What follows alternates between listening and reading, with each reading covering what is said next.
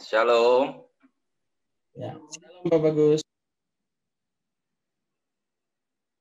Kita semua bersuka cita, amin. Ya, pada bulan ini kan kita bicara tentang kasih ya, Bapak Ibu Saudara sekalian. Sepertinya itu adalah satu topik yang sangat menyenangkan ya, sepertinya yang paling ringan ya, paling update ya, karena kan kita ada merayakan Valentine Days ya.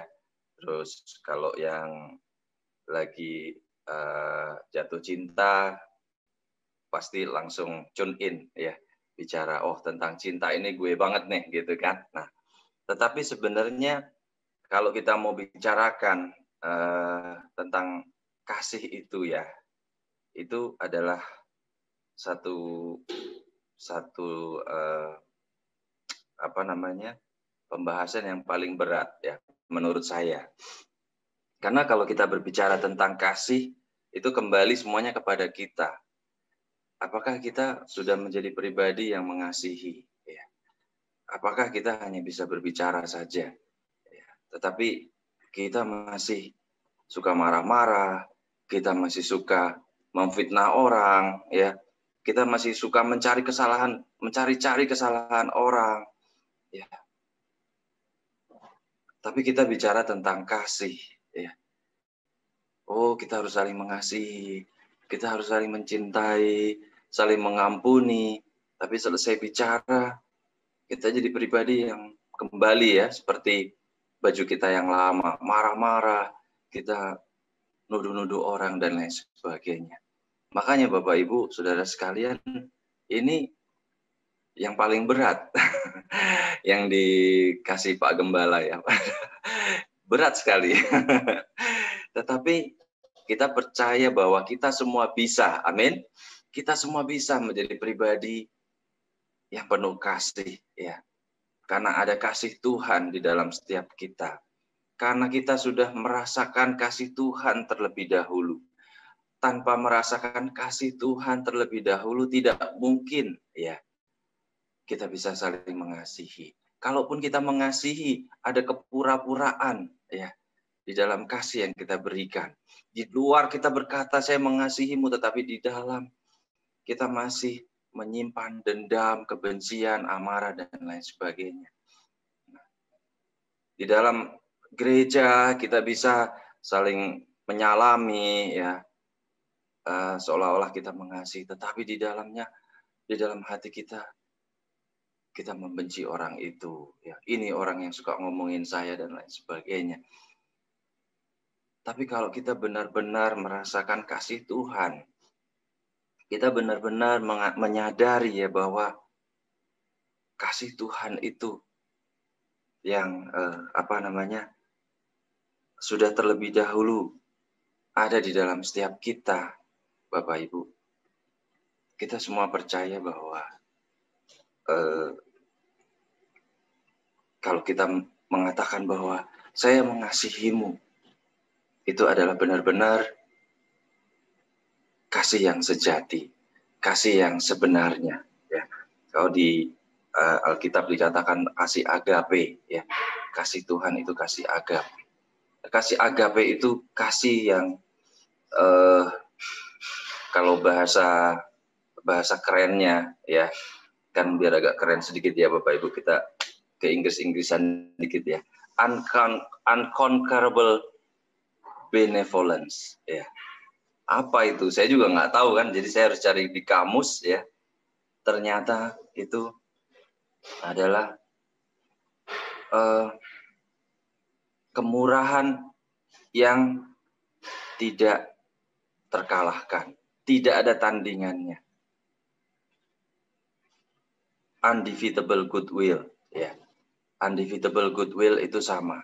Jadi undefeatable itu tidak bisa dikalahkan. Goodwill itu kebaikan.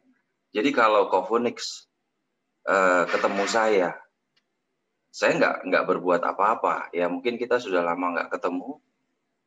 Terus kemudian Kofonix berikan saya, Pak Bagus, ini kebetulan saya dapat berkat. Ini buat Pak Bagus. 1 juta. Ya. Saya nggak berhak untuk menerima itu. Ya.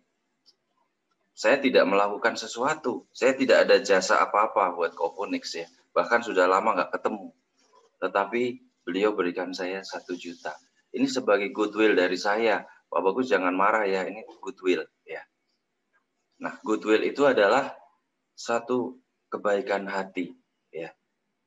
Kalau seorang pimpinan ya, misalnya karyawannya mengundurkan diri, Pak saya mau kerja di tempat lain ya. Sebenarnya karyawan yang mengundurkan diri nggak dapat apa-apa. Tetapi karena karyawan tersebut mungkin selama bekerja itu dengan penuh dedikasi, maka atasannya bilang ini goodwill dari saya. Sebetulnya tidak ada kewajiban ya dari si pimpinan itu untuk memberikan goodwill ya atau kebaikan. Jadi itu semata-mata karena kebaikan. Nah, tetapi seringkali kita ya saya menganggap sepi ya kemurahan Tuhan, menganggap sepi kasih agape yang sudah Tuhan berikan ya. Menganggap ya sudah Kristus sudah mati buat kita. Tetapi kita tidak melihat bahwa ada perintah yang baru ya yang Tuhan sudah berikan buat setiap kita. Ada tujuan kenapa Tuhan itu berkorban buat setiap kita. Bukan hanya kita selamat terus kemudian bersama-sama dengan Dia di surga nantinya. Tetapi ada satu perintah baru ya. Perintah yang diberikan oleh Kristus ya. Yohanes 13 ayat 34. Aku memberikan perintah yang baru kepada kamu, yaitu supaya kamu saling mengasihi, sama seperti aku telah mengasihi kamu. Demikian pula kamu harus ya. Jadi harus saling mengasihi. Jadi Tuhan bilang bukan sebaiknya ya.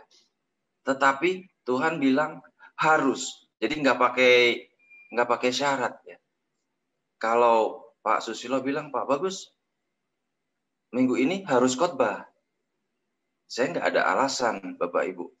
Karena Pak Gembala bilang, jadwal Pak Bagus minggu ini khotbah. Ya.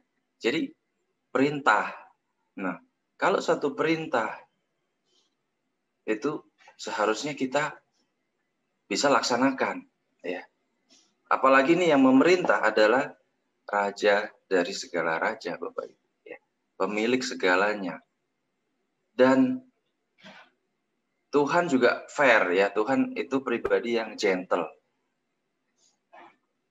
Tuhan ngasih perintah kepada kita. Bukan kita nggak diajarin tiba-tiba, kalian harus saling mengasihi. Tidak seperti itu. Tetapi Tuhan sudah mengasihi kita. Tuhan bilang bahwa sebagaimana aku telah mengasihi kamu. Nah, dan bukan hanya dengan kata-kata, tetapi dengan tindakan. Dengan pengorbanannya. Ya.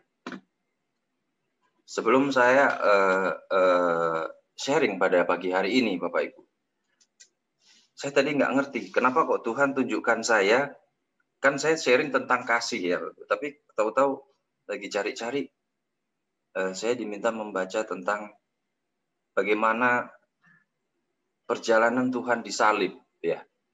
Nah, di sini saya baru mengerti, ternyata Tuhan mau kita mengingat kembali kasihnya itu seperti apa sih, gitu kan? Nah, ternyata kasihnya itu luar biasa. Ya. Kita sudah sering menonton film tentang penyaliban Tuhan Yesus ya. Dan dan kita mungkin sudah nonton ya kesaksian dari aktor yang memerankan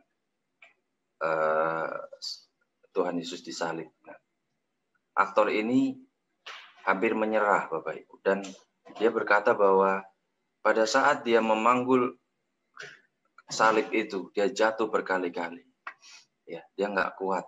Jadi secara manusiawi itu nggak akan sanggup ditanggung ya, karena beratnya itu lebih dari 50 kg. Bagaimana kita berjalan berkilo-kilometer menanggung beban yang begitu berat. kemudian bicara tentang bagaimana Tuhan Yesus dicambuk ya. Memang di dalam literatur ada beberapa penjelasan ya tentang berapa kali Tuhan Yesus dicambuk, tetapi ada penelitian yang menyatakan bahwa kalau dihitung secara keseluruhan dari cambukan-cambukan ya di tubuhnya itu setidak-tidaknya itu 726 kali. Dan itu cambuknya kita tahu bahwa cambuk yang dicambukkan kepada Tuhan Yesus itu bukan cambuk yang hanya melukai kulit saja. Ya kalau kita biasa lihat cambuk kan untuk melukai kulit ya. Tetapi cambuk yang dicambukkan itu adalah untuk merusak pembuluh darah ya. Jadi begitu dicambuk kulitnya terambil ya. Nancep kan, pakunya itu kan nancep di kulit. Nah, setelah ditarik itu sobek sehingga pembuluh darahnya rusak. Ya. Dan banyak pada zaman Romawi itu orang yang meninggal, ya bahkan sebelum disalib sudah mati, ya karena tidak kuat. Ya.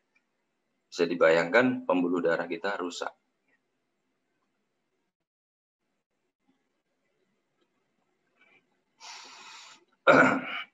Jadi sulit membayangkan Bapak Ibu bagaimana penderitaan Kristus ya, yang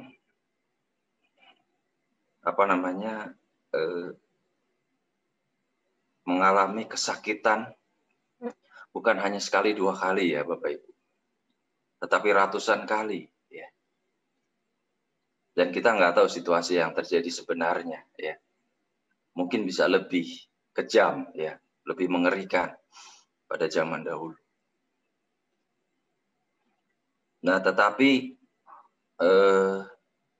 kasih yang tadi ya, kasih agape, kasih yang luar biasa, yang betul-betul tidak ada bandingannya tadi ya, tidak bisa ada yang mengalahkan kasih itu. Ya sampai hari ini tidak ada kasih yang bisa mengalahkan kasih Kristus ya. Tidak tertandingi. Yaitu pada saat Tuhan berkata ya, sebelum dia menyerahkan nyawanya, Bapa ampunilah mereka sebab mereka tidak tahu apa yang mereka perbuat. Ya. Kalau kita mengasihi orang-orang yang mengasihi kita, itu biasa Bapak Ibu. Kalau kita mengasihi keluarga kita karena ada hubungan darah ya, itu sih biasa. Ya. Kalau saya mengasihi anak-anak saya, Arthur, Tasya, Adriel, itu memang ya by nature saya mengasihi mereka. Tetapi mengasihi orang-orang yang bahkan membenci, ya membenci mungkin masih oke, ya sudah membenci kita nggak usah bergaul lah sama orang yang membenci kita, misalnya begitu ya, kita jauhin aja deh orang-orang yang membenci kita. Tetapi bagaimana mengasihi orang yang menganiaya kita, yang menghina kita, yang mengolok-olok kita, yang memfitnah kita, yang mempermalukan kita, Bapak Ibu. Nah, itu luar biasa. Makanya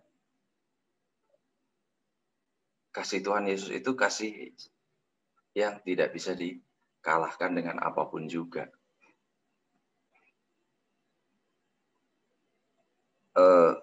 Coba kita renungkan ayat ini ya Bapak Ibu. Yesaya 53 ayat 5.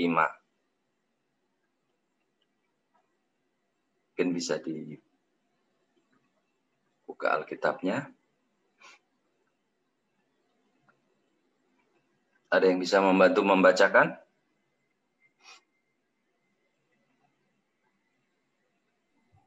Ya, Yesaya 53 ayat 5 dikatakan, tetapi dia tertikam oleh karena pemberontakan kita. Dia diremukkan oleh karena kejahatan kita. Ganjaran yang mendatangkan keselamatan bagi kita ditimpakan kepadanya. Oleh bilur-bilurnya kita menjadi sembuh. Amin. yang luar biasa Bapak Ibu. Pada saat saya membaca ayat ini, begitu jahatnya manusia, ya. Begitu jahatnya saya, kejahatan kita, dia diremukkan oleh semua kejahatan-kejahatan kita. Kita juga sering memberontak kan Bapak Ibu. Kita sering memberontak sama Tuhan.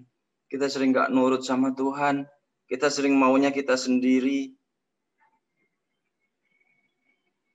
Dia rela Bapak Ibu. Dia rela tertikam oleh pemberontakan kita. Dia rela diremukkan oleh kejahatan-kejahatan kita. Kenapa? Ganjarannya adalah buat kita juga. Mendatangkan keselamatan bagi kita.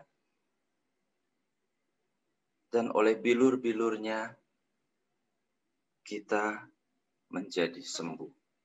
Ya, kita selamat, kita diberikan kesehatan. Sampai waktu-waktu ini pada saat pandemi ya, di mana virus begitu luar biasa, tetapi kita dalam perlindungan Tuhan. Ayat ini luar biasa, Bapak Ibu. Ayat ini menggambarkan, berbicara tentang kasih itu, ya. Kasih yang begitu besar, kasih yang begitu tidak ada tandingannya, ya. Nggak ada bandingannya. Nggak ada yang bisa mengalahkan kasih Tuhan, Bapak Ibu. Nggak ada yang bisa mengalahkan kasih Tuhan. Karena di tengah-tengah pemberontakan kita, di tengah-tengah kejahatan yang kita lakukan, dosa-dosa yang kita lakukan, tetapi dia rela tertikam, dia rela diremukkan, dia rela dihina, dia rela menanggung penderitaan, dia rela disakiti ya secara daging. Saya tidak bisa membayangkan ratusan kali pembuluh darah dirusak, ditarik ya Bapak Ibu. Sakitnya pasti luar biasa.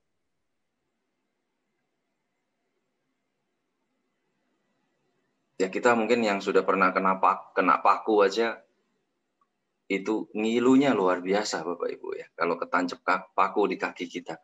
Bagaimana Tuhan Yesus itu dipaku. Dipaku itu bukan dipaku biasa Bapak Ibu. Dipaku untuk menahan keseluruhan tubuhnya.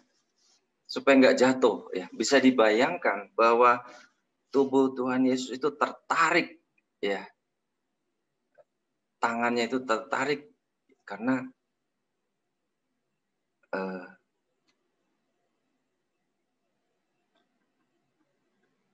paku ya yang menancap di tangannya. Jadi kasih Tuhan begitu besar ya, kasih Tuhan begitu luar biasa. Kasih Tuhan tidak ada bandingannya, Bapak Ibu. Maaf tadi ada tamu, Bapak Ibu. Makanya saya bingung kok jadi Oke. Itu tadi pembukaan ya Bapak Ibu. Kita sekarang lihat di 1 Korintus 13 ayat yang ke-7. Ya.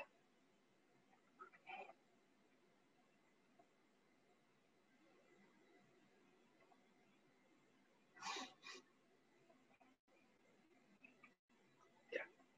Kasih itu menutupi segala sesuatu, percaya ya segala sesuatu, mengharapkan segala sesuatu, dan sabar menanggung segala sesuatu. Jadi kalau di terjemahan bahasa Inggris di firman Tuhan, love never stop being patient. Jadi kasih itu nggak pernah berhenti sabar. Ya. Love never stop believing. Kasih nggak pernah berhenti percaya. Love never stop hoping. Kasih nggak pernah berhenti berharap. Ya. Love never give up. kasih itu nggak pernah menyerah. Tuhan nggak pernah menyerah, nggak pernah berhenti sabar terhadap kita. Kita jatuh, bangun, jatuh, bangun, jatuh dan bangun lagi dan jatuh lagi. Tetapi Tuhan tidak pernah berhenti bersabar. Ya. Tuhan terus sabar buat setiap kita. Tuhan tidak pernah berhenti percaya. Tuhan terus menaruh kepercayaan. Kamu bisa, nak. Kamu bisa. Ya. Kita jatuh, Tuhan bilang, kamu bisa. Ya. Bangkit. Dan Tuhan tidak pernah berhenti berharap pada anak-anaknya.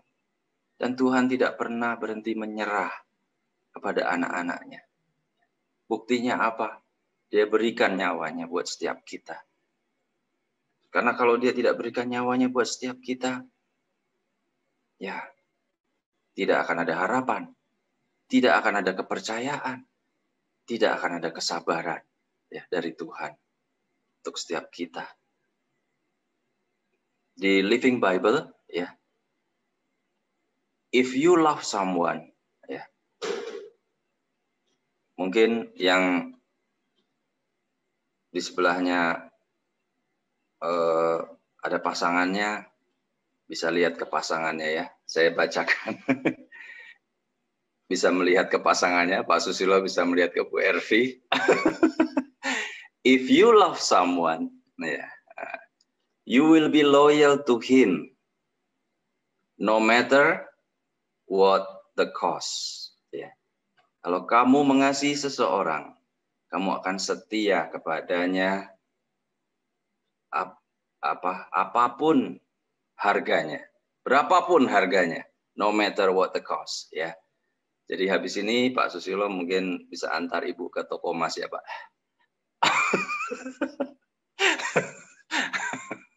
No matter what the cost. Ya. You will always believe in him. Always expect the best in him.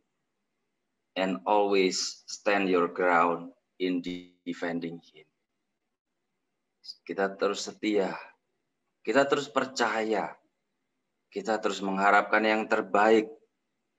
Dan kita terus ada di depan untuk membela dia. Ya. Luar biasa ya Bapak Ibu. Kalau kasih itu ya seringkali kita masih hitung-hitungan. Ya. Kalau kita mengasihi seseorang terus kita dapat apa? Ya. Kita memberikan sesuatu kepada orang, terus kita dapat apa? Ya. Kita berbuat baik kepada orang tersebut, terus kita dapat apa? Dan pada akhirnya kalau itu tidak terjadi, maka kita menjadi kecewa. Ya, kita menjadi kecewa. Itu bukan kasih. Ya, kasih itu membutuhkan kesetiaan. Kasih itu membutuhkan kepercayaan. Kasih itu kita selalu mengharapkan expect the best. Ya. Sekali di dalam, mungkin ini untuk yang sering dapat pertanyaan waktu curhat New Life ya Pak Susilo. Jadi bagaimana saya melihat pasangan saya seperti itu, mungkin waktu kita siaran dulu Batam TV, seringkali kita mendapatkan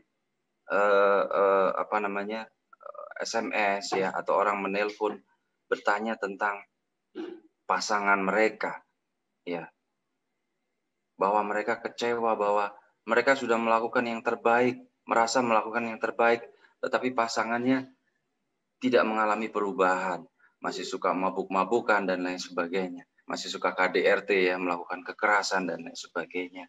Nah, tetapi kita bicara bahwa firman Tuhan berkata, kasih tidak pernah berhenti bersabar, kasih tidak pernah berhenti percaya, kasih tidak pernah berhenti berharap, kasih tidak pernah berhenti menyerah, ya, dan selalu mengharapkan yang terbaik.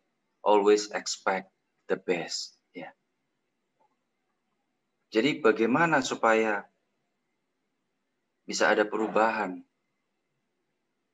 Ya, percaya firman Tuhan bahwa kita tidak boleh berhenti berharap. Begitu kita berhenti berharap, tidak ada perubahan, Bapak Ibu. Never stop. Itu aja kuncinya, Bapak Ibu, ternyata. Ya, pada hari ini saya juga belajar. Ternyata kuncinya apa? Never stop. Ya, jangan pernah berhenti. Nggak ada lampu merahnya, Bapak Ibu ya. Kasih itu.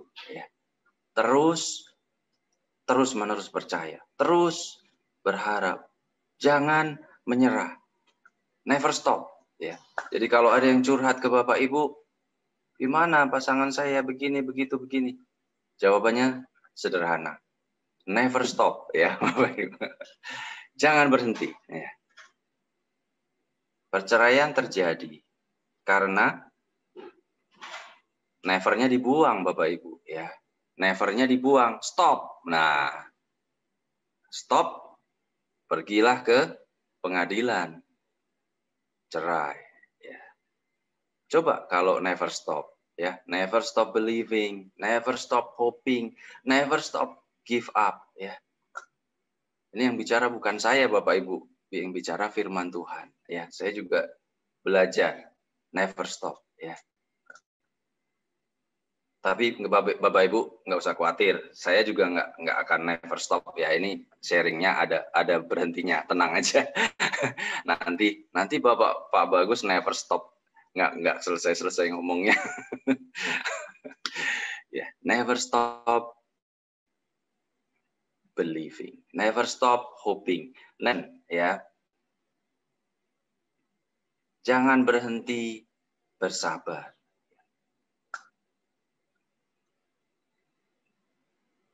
Nah, yang paling penting yang pada kesempatan hari ini kita belajar adalah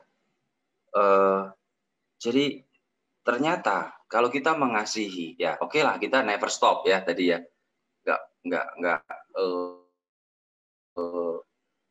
nggak berhenti berharap, kita terus menaruh kesabaran, ya, kita nggak menyerah, ya, kita terus percaya, terus kok nggak ada perubahan, begitu-begitu aja, ya. Kasih itu bukan dengan perkataan, Bapak Ibu, tetapi dengan perbuatan. 1 Yohanes 3 ayat 18. Anak-anakku, marilah kita mengasihi bukan dengan perkataan atau lidah, ya, tetapi dengan perbuatan dan dalam kebenaran. Jadi kalau kita ingin orang lain mengalami perubahan, bukan orang lain itu yang harus berubah, Bapak Ibu, tetapi kita yang harus terlebih dahulu berubah. Ya, kita harus berhenti melihat dia sebagai pribadi yang pemarah. Kita harus berhenti melihat dia sebagai pribadi yang tidak baik, penuh dengan kekurangan, tidak layak dikasihi dan lain sebagainya. Kita harus melakukan satu tindakan, ya. Jadi konselor perkawinan, Bapak Ibu, melakukan penelitian, ya, dan penelitian ini berhasil. Kelihatannya sederhana, Bapak Ibu, tetapi menyelamatkan banyak perkawinan, di mana untuk pasangan bisa melihat perubahan di dalam diri pasangan yang lainnya, yang pasangannya gitu ya, itu adalah dengan melakukan tindakan, ya. Jadi ada pasangan yang sudah bertahun-tahun, berpuluh-puluh tahun, sudah tidak pernah mengatakan aku mencintaimu, ya, aku mengasihimu, karena ngerasanya ya kan dulu itu waktu masih ganteng kayak Kofunix, ya kan, nah masih ganteng. Sekarang rambut udah jarang, udah putih, udah malu lah ngomong I love you, ya kan. Nah, tetapi ternyata penelitian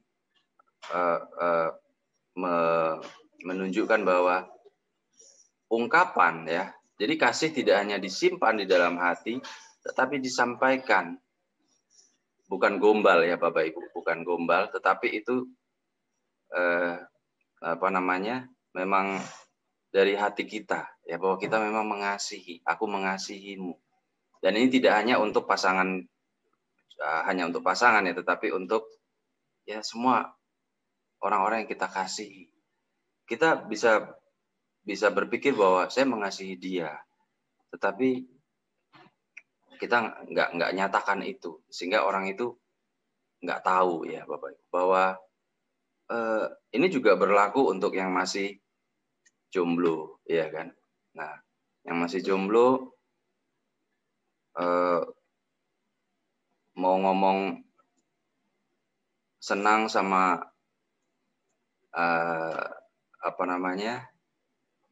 pangeran tampan, ya, tetapi masa cewek ngomong ya, kayaknya enggak deh. Waktu berlalu 10 tahun, 20 tahun berlalu, pangerannya udah diambil orang, Bapak Ibu. Ya, tentu ada proses, ya. Bukan ketemu terus I love you gitu kan, enggak. Ketemu di mana? Di aplikasi terus bilang I love you, jangan, ya Bapak Ibu. Itu kayaknya agak aneh, ya. Ya. Jadi marilah kita mengasihi bukan dengan perkataan atau lidah, tetapi dengan perbuatan. Nah, perbuatannya seperti apa? Nah, dalam penelitian tadi tidak hanya mengatakan mengasihi, itu kan perkataan saja, ya, tetapi juga tindakan. Ya.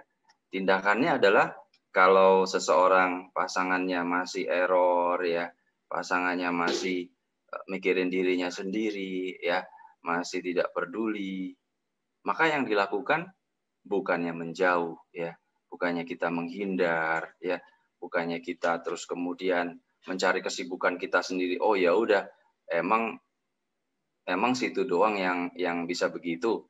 Ya, saya juga bisa. Ya udah, nggak usah ketemu aja. Ya, misalnya begitu, ya. Jadi akhirnya tidak ada kasihnya nggak ketemu, ya. Nah, jadi kasihnya itu, ini bahasa gampangnya Bapak Ibu kalau bicara kasih, ya. Oh, dia suka bunga. Kan kita bicara kasih bunga, ya. Dia suka ketoprak, suka batagor, kasih batagor. Bercanda Bapak Ibu, ya. Artinya apa? Di dalam perbuatan, ya. Jangan kita cuma bisa ngomong kita mengasihi, tapi kita marah-marah, ya. Kasih itu perlu tindakan nyata, ya. Pengen buka tabungan, kasih, ya, ya. Jadi kasih itu harus ada tindakan nyata.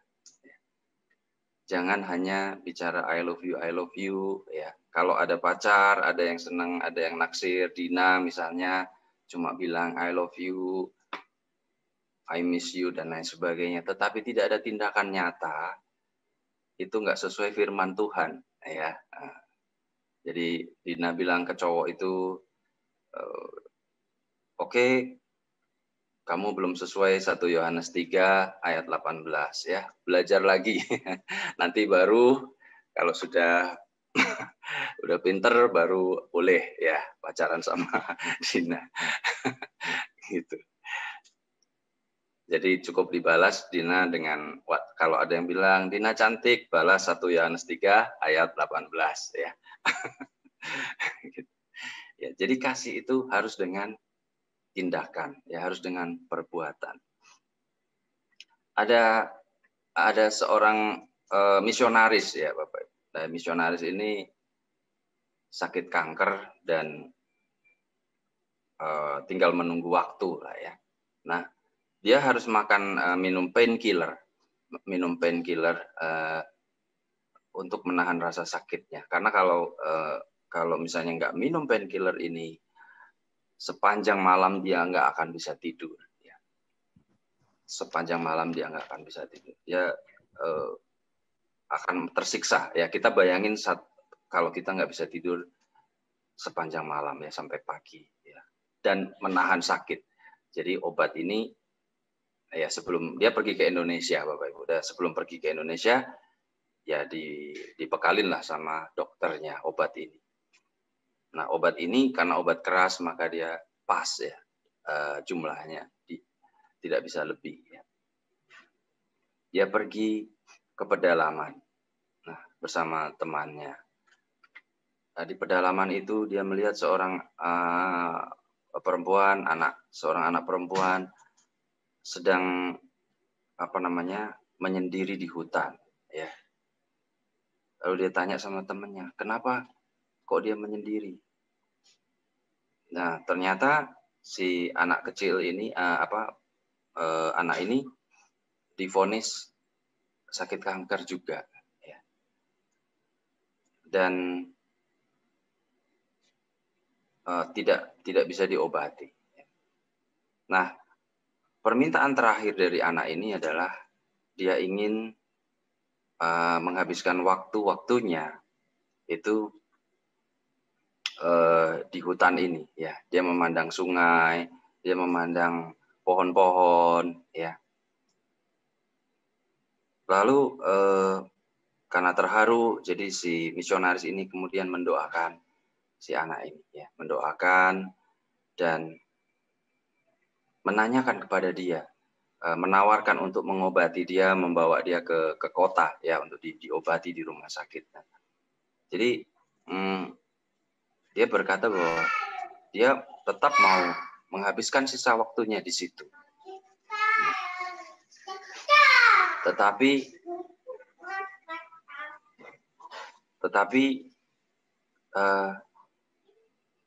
anak ini juga tersiksa, Bapak Ibu, harus merasakan kesakitan.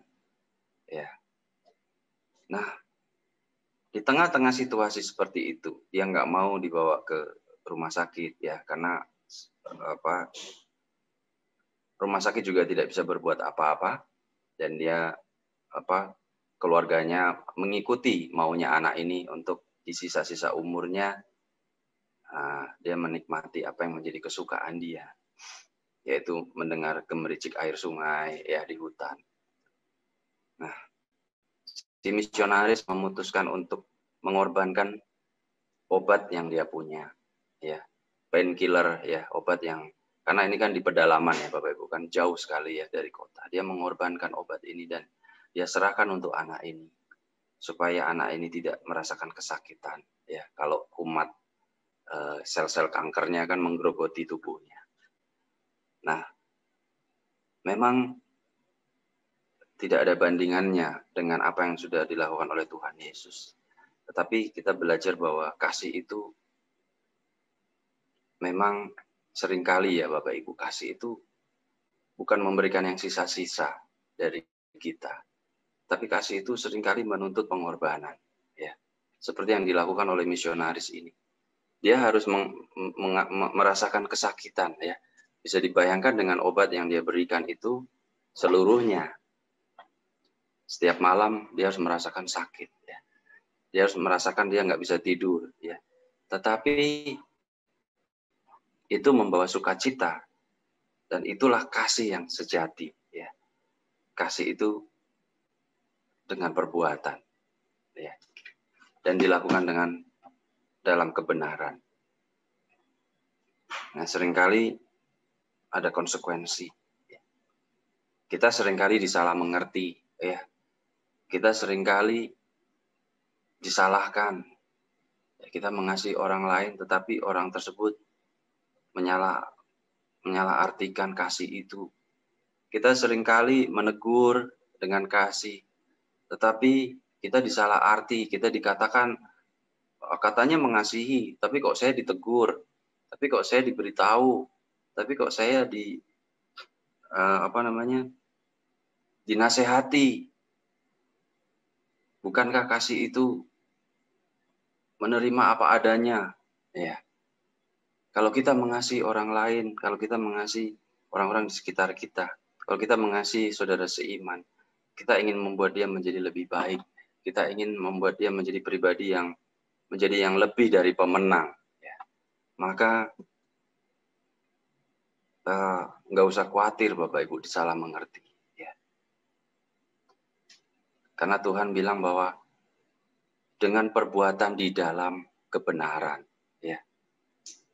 Kasih itu tidak terus membiarkan begitu saja, ya. Tetapi kita berbuat dan kita berbuat di dalam kebenaran.